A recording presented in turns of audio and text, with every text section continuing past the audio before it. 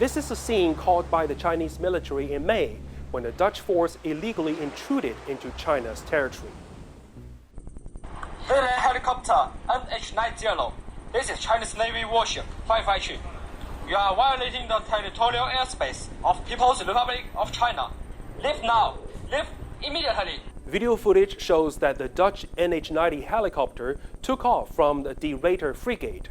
According to the PLA Southern Theater Command, the helicopter's routes indicated multiple operations.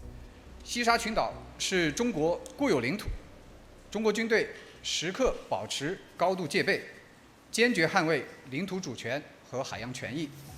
The Dutch operation in the South China Sea was not isolated. The military presence of extra-regional countries shadows their political purposes. That's according to a report released by the South China Sea Strategic Situation Probing Initiative, or SCSPI.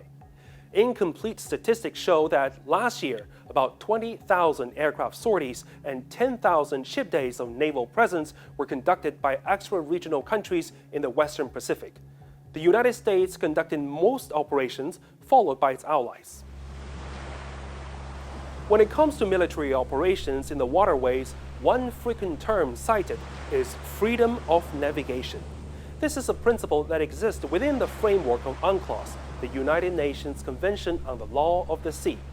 Yes, foreign ships enjoy the right of innocent passage. But here's what Article 25 says. The coastal state may take the necessary steps in its territorial sea to prevent passage which is not innocent. It means that it's up to the coastal states to decide whether the navigation is for peace, good order, and security purposes. Now here's the question. A country tries to expand its military presence far from its continent. Is that for security purposes? Last September, U.S. Secretary of State Marco Rubio co-hosted a 35-country ministerial meeting using the pretext of UNCLOS to advance a so-called free and open South China Sea. The United States is trying to protect not just freedom of navigation generally, but also to protect its allied and partner interests, so the Philippines in particular. But wait a minute, the United States has not even signed the UNCLOS, the only permanent member of the UN Security Council that hasn't ratified the convention. And that is why China's permanent representative to the UN, Fu Cong, says the US is not qualified to judge. 因为它是霸权。美国到今天为止没有批准联合国海洋法公约的根本原因，就是美国担心联合国海洋法公约会限制美军在全球的自由进入。Since 2017, the U.S. has invested over $1.5 billion in the region to build maritime law enforcement capacity, including to advance what it calls freedom of navigation operations, or FONOPs. But FONOPs are based on the distorted interpretation of freedom of navigation, according to a report by China's Ministry of Natural Resources.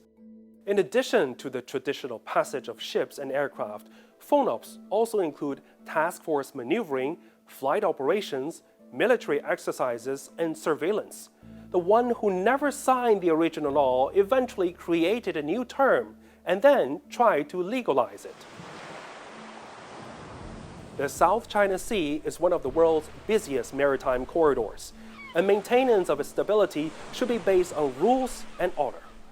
We should follow by the international law like the UNCLOS and make to help each other to understand and help to make the sea more prosperity.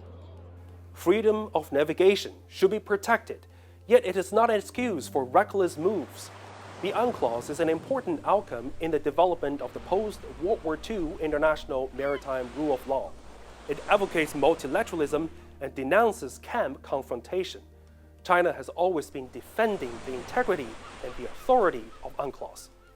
When there's friction, there are basic rules to follow, a guarantor of the political settlement of differences.